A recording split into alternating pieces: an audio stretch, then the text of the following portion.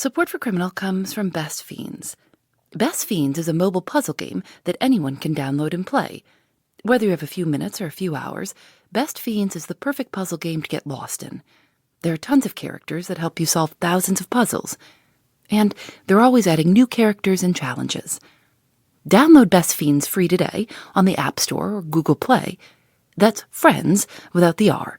Best Fiends. Support for Criminal comes from NerdWallet. Each week, money nerds Sean Piles and Liz Weston help you sift through the chatter, breaking down the financial headlines that could actually impact your life. NerdWallet's Smart Money Podcast is here to help you make 2022 different. Subscribe to NerdWallet's Smart Money Podcast wherever you listen to your favorite shows. This episode contains language that may not be suitable for everyone. Began tonight. I was patrolling the area around the supermarket, riding around with my windows down, and I saw a black SUV driving a little erratically. This is Police Officer John Edwards speaking with investigators in the early morning hours of December 31st, 2008. Edwards was a police officer in Bel Air, Texas, right outside of Houston. I stopped at the end of the street and watched the vehicle for a minute as it parked in front of a residence. Two males got out and they observed me looking at them, looking back at my vehicle. As I passed the vehicle, I ran the plate, and it returned as a stolen vehicle. Stolen vehicle? Confirm tag. 6-9. We're listening to what Officer Edwards heard, indicating that the SUV was stolen. Warning, potential hit. The two young men, both African American, were now out of the car and walking up the driveway towards the house. Edwards called for backup and got out of his car. As soon as I exited the vehicle, that said, "Stop, police, let me see your hands." And both of them began saying, "Fuck, it's the police. Why are you fucking with us? Why are you messing with us?" And it's just a lot of profanities, a lot of... Basically, they didn't think I should be here in the first place. And I told them I got a stolen hit. I said that the vehicle turns to be stolen. They're driving a stolen vehicle. Did you have your gun out at this point? Yes, sir. As soon as I exited the vehicle, I had my gun out. Officer Edwards ordered both men to get down on the ground. That's when the front door opened, and Marion and Bobby Tolan saw their son face down on the front porch. A second officer arrived on the scene, Sergeant Jeffrey Cotton, and he tried to move Marion Tolan towards the garage.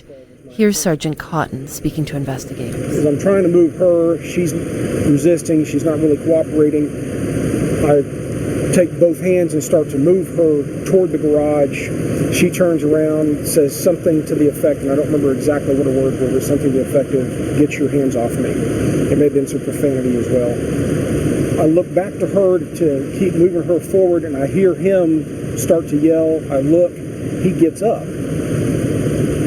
and starts, he may have taken a step toward me, and he's yelling, "Get your hands off her." He's got his hand like he's digging in his waistband.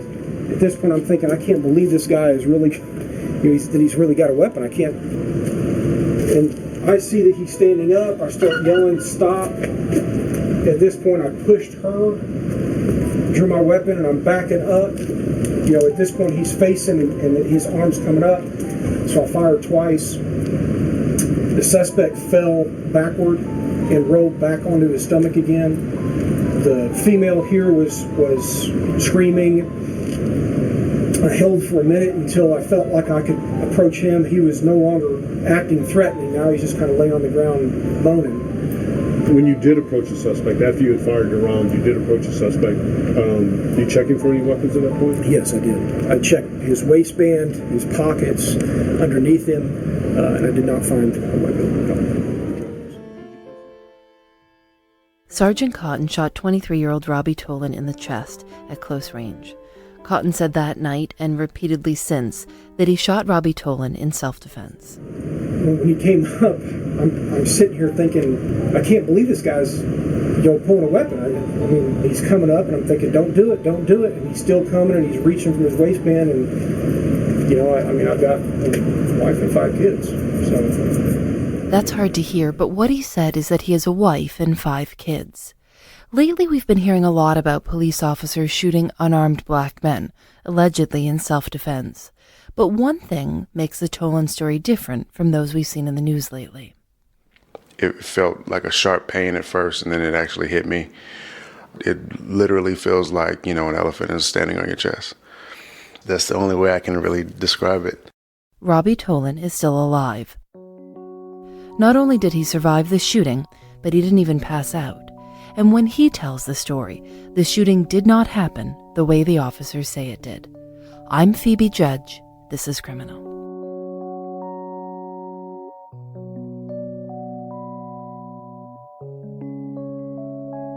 The Tolans moved to Bel Air, Texas in the early 90s after Bobby Tolan retired from playing Major League Baseball. He played for the San Diego Padres, Cincinnati Reds, St. Louis Cardinals, a bunch of teams. Robbie is the Tolans' only child, and back in 2008 he was following in his father's footsteps, playing for the Washington Nationals minor league team. He and his cousin Anthony had gone out to dinner and to play pool with friends. His parents were still awake when they heard him pull up just before 2 a.m. Bobby Tolan remembers that they heard his car, and then they heard yelling. The noise got a little bit louder, so then my wife and I, we went outdoors, and that's when we found out all the commotion, what it was about.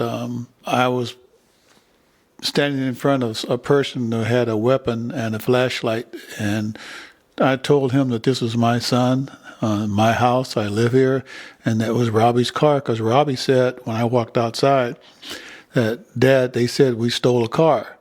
And I said, no, this is my son, my house, his car. And at that point, I was taken over to my Suburban that was in the driveway at gunpoint. The Tolans continued to try to explain to Officer Edwards that the car wasn't stolen, that there must be some misunderstanding. They were both in their pajamas. Here's Marion Tolan. And I was saying, this is a big mistake. You guys you've really done it now. This is a big mistake. So then I heard a voice behind me say, get against the garage. And I turned around and I saw there was another police officer behind me. And he said, I said, are you kidding me? He grabbed me by the arm and he threw me against the garage door. And he grabbed me so tightly, I had bruises on my arm. And it was a metal garage door, so it made a just horrific sound.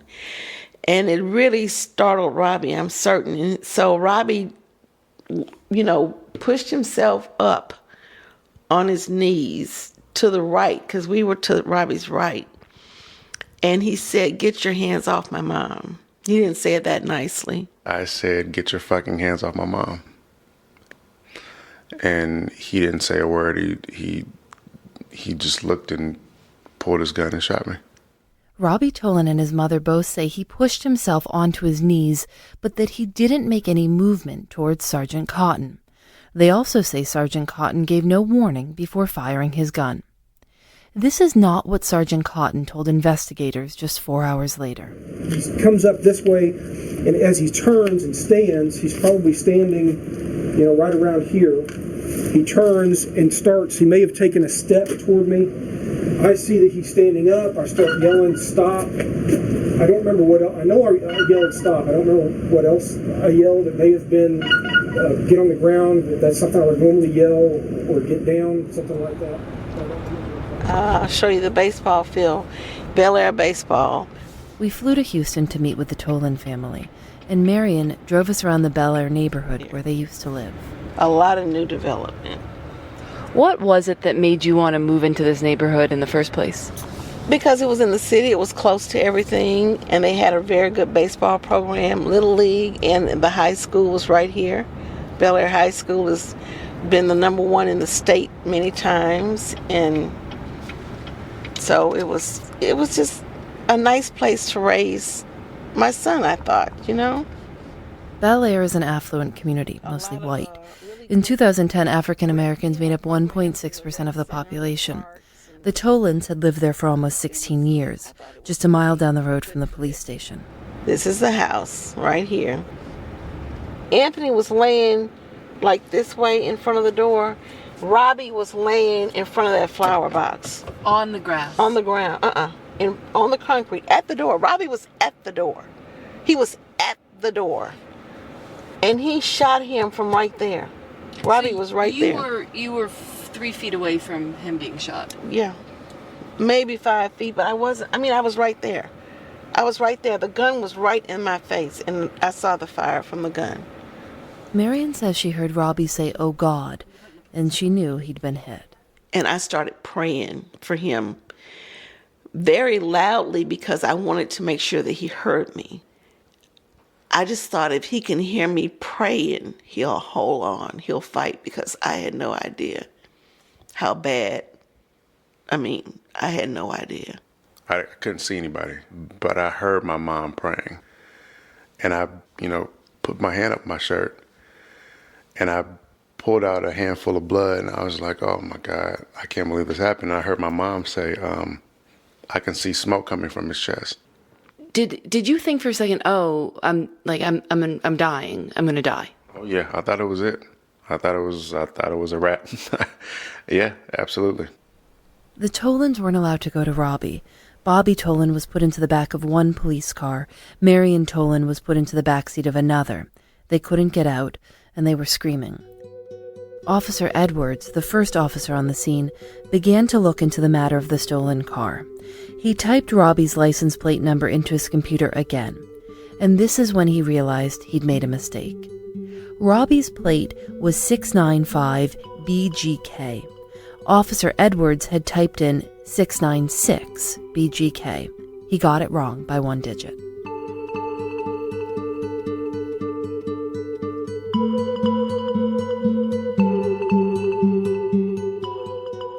I really got angry once I was in the police car and I knew Robbie hadn't stolen a vehicle, and now I'm listening to the words come over the police radio, the vehicle is not stolen. And I'm looking out the window and I see a group of police officers in a huddle. Like it's a quarterback and his teammates, like they're trying to get their story together. And finally, when they let us out, Robbie had already been taken to the hospital. We watched the dash cam tapes. You can see the group of officers gathered around talking, as Bobby said. One of them is smoking a cigarette. The timestamps on those tapes show that the entire incident, from Officer Edwards telling the boys to get on the ground to Robbie being driven away in the ambulance, was just over 10 minutes long. When I was in the ambulance, I was telling the EMTs, I was like, what about my parents? Where are my parents? Like, I need my parents. And they just kept pushing me down, cutting my shirt open, putting the oxygen mask on me. And I was just like, no, like, get my parents. Like, I need my parents. And then obviously, they put me out. But when I came to, I remember someone squeezing my hand. I kind of opened my eyes a little bit and I saw there was my parents. And I was so drugged up, I couldn't keep my eyes open. And I remember my mom saying, do you remember what happened? And I shook my head, yes. And she said, everything? And I shook my head, yes. The way Robbie Tolan's family describes it, he and his cousin were just walking up to their home after a late-night meal. So why is Tolan now hospitalized? A police officer's bullet lodged in his liver. It's a question sparking allegations of racism in this mostly white Houston suburb of Bel Air. Sergeant Cotton was placed on administrative leave. The district attorney pressed charges, aggravated assault by a public servant. The defense argued that the shooting was justified because Sergeant Cotton said he feared for his life. The jury came back with a not guilty verdict, and Sergeant Cotton went back to work. When everybody was leaving the courtroom, I kept sitting there. I was like, no, that's not what happened. Like, okay, now where's the real verdict? And then my dad, hit me on the leg. He said, come on, let's go. And we went into a courtroom directly across the hall from the one we were in. As soon as they closed the door, I lost it. I was bawling. I just couldn't believe it. He was, I think it says a lot when you have the opportunity to hold somebody accountable and you just don't. At this point, the family filed a civil lawsuit, arguing that the Bel Air Police Department racially profiled Robbie and mistreated the family because of their race. And the Bel Air Police Department offered the family money to settle the case out of court. I knew that there'd be no settling. I would not settle because I knew that I would not ever shut up about what had happened. And when there's a settlement, it's really hush money. You can't talk, you can't disclose this, you can't disclose that. And that was not going to be a part of my life. A judge dismissed their suit on the basis of what's called qualified immunity. Qualified immunity makes it really hard to sue a police officer. Police officers are presumed to be legal and justified in their use of force unless you can somehow show that they violated your constitutional rights. It's a really high burden of proof. And when the judge dismissed our case based on qualified immunity, saying that the officer was doing his job, we had 30 days to file an appeal. And I didn't have the money to pay this attorney, but I promised him, if you would take this case and do the best job you can, I'll sell my house and pay you. And we put our house on the market immediately. They appealed their case to the Fifth Circuit Court of Appeals, which governs Texas, Louisiana, and Mississippi, saying, "We do think our constitutional rights have been violated, and don't let the other judge dismiss the case." But the Fifth Circuit rejected the appeal, also citing qualified immunity. My wife has fought every step of the way. Every time we got turned down, she went to the next step. That step got turned down, we went to the next step. I feel that Bel Air figured that we've got some black people here, they're going to go away. You know, he's been proven not guilty, it's going to die down, but they don't know my wife. In October of 2013, they appealed again, this time to the U.S. Supreme Court. About 10,000 petitions are submitted to the Supreme Court every year. They only take on about 80, and they took the Tolan's case. In May of 2014, all 9 justices agreed unanimously, which is remarkable in its own right, that the Fifth Circuit was wrong to dismiss the Tolan's case. It's called an error correction.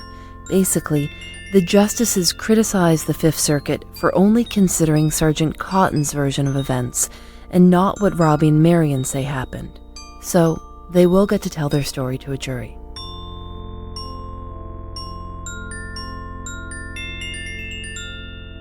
I think the real hero in all of this is Marion Tolan. This is attorney Benjamin Crump. The Tolans hired him to represent them in the new trial, which will take place in September. Over the past few years, Crump has worked on a number of cases involving unarmed black men shot by white police officers. He represented the families of Trayvon Martin and Michael Brown. All America is looking at these cases of alleged excessive force by police officers, and they're saying, will there ever be justice handed down to the people of color, the unarmed people of color who are getting shot by these police officers? And Robbie Tolan is going to be a huge matter to answer that question. In all those other cases, they died, but Robbie Tolan lived to tell, and that may make all the difference. And we absolutely believe, as Miss Tolan has said about her son over and over again, God left him here for a reason. Robbie is 29 now. The gunshot wound and the pain, which is lasting and sometimes vicious, have pretty much ended his baseball career. He does some coaching and lives at home. Robbie says he misses baseball, especially now when his friends have gone off to spring training. I have to wake up every day and choose to be happy and choose not to be resentful, especially when, a lot of my teammates are now in the major leagues, and, I got guys, calling me all the time, and coaches that I still talk to and that still check on me. It knocked me off the path that I thought I was supposed to be on, but now I'm on this new path, and that's something that I have to accept. Robbie's parents say he's different now. He's quiet. He gets depressed. And of course, he's still got that bullet lodged in his liver. Every morning when he goes to the bathroom and takes a shower, he's got to see the big scar from his chest all the way down below his belly button, and knowing the bullets there. He's got to live with Cotton the rest of his life. The new trial date is slated for September 14th. The Tolans told us again and again that they're fighting this hard, selling their house to pay for the appeals, appealing those appeals, not just for themselves, but for the victims who didn't survive and can't dispute what the police say happened. As for what the police say, we reached out to Sergeant Cotton for this story, but he told us in an email that he can't comment on pending litigation. We got the same response from everyone we contacted at the Bel Air Police Department. Sergeant Cotton still works there. In the years since the shooting, he's been promoted to lieutenant.